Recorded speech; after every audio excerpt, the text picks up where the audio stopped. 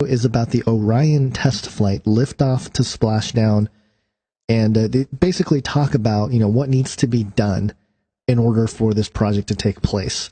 And so NASA engineer Kelly Smith is on there. He's explaining stuff, but he says something really interesting. So let's check this out. As we get further away from Earth, we'll pass through the Van Allen belts, an area of dangerous radiation. Radiation like this could harm the guidance systems, onboard computers, or other electronics on Orion. Naturally, we have to pass through this danger zone twice, once up and once back. But Orion has protection. Shielding will be put to the test as the vehicle cuts through the waves of radiation. Sensors aboard will record radiation levels for scientists to study. We must solve these challenges before we send people through this region of space. Wait a minute. We must solve this issue before sending people through this space? What happened during the moon missions? Didn't they go through the Van Allen belt as well? So, I don't know. Just wanted to point out this discrepancy where in this video, this guy is talking about how the equipment can fail and the navigation can fail and we're going to have to figure this out before we put people through it. Well, what's to figure out? Didn't you guys figure that out like 50 years ago or something? Just very strange that they would say that. Did they spill the beans? Maybe. Well, if you...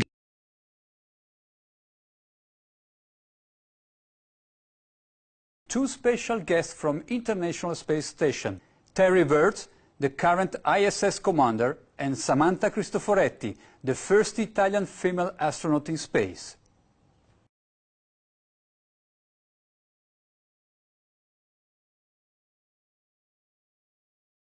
Hi Terry, buongiorno Samantha. Thank you very much for joining us on Euronews.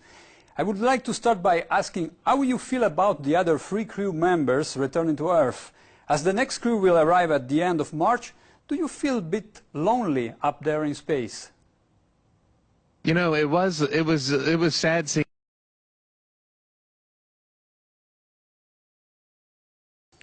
And what comes after the International Space Station once its mission is over? How do we ensure the presence of humans in space? Well, that's a great question. The plan that NASA has is to build a rocket called SLS, which is a heavy lift rocket. It's something that is much bigger than what we have today, and it will be able to launch the Orion capsule with humans on board, as well as landers or other components to destinations beyond Earth orbit. Right now, we only can fly in Earth orbit. That's the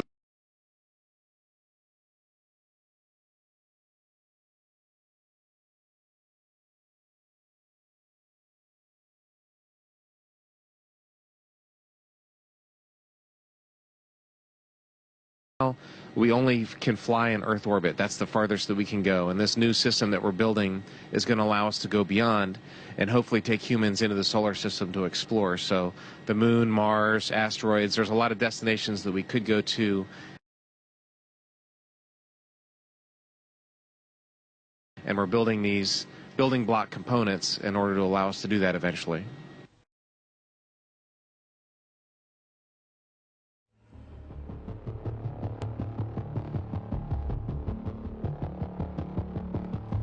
Orion is getting ready to launch.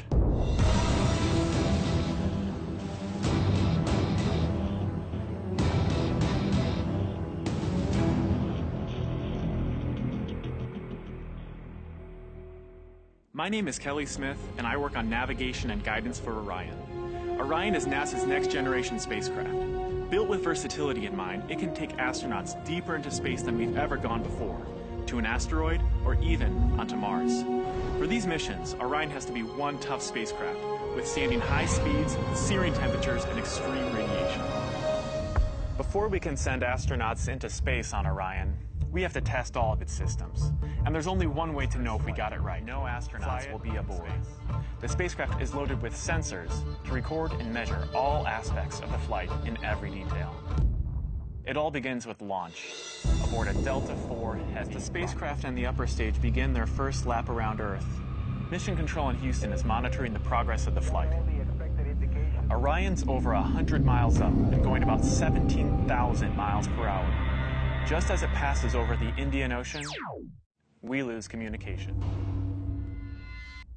As we get further away from Earth, we'll pass through the Van Allen belts, an area of dangerous radiation.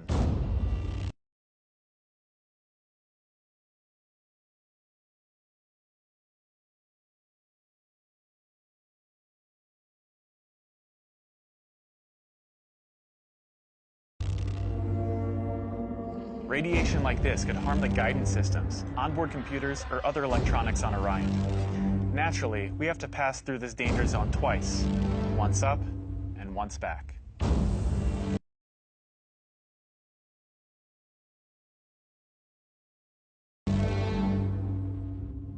But Orion has protection. Shielding will be put to the test as the vehicle cuts through the waves of radiation. Sensors aboard will record radiation levels for scientists to study. We must solve these challenges before we send people through this region of space.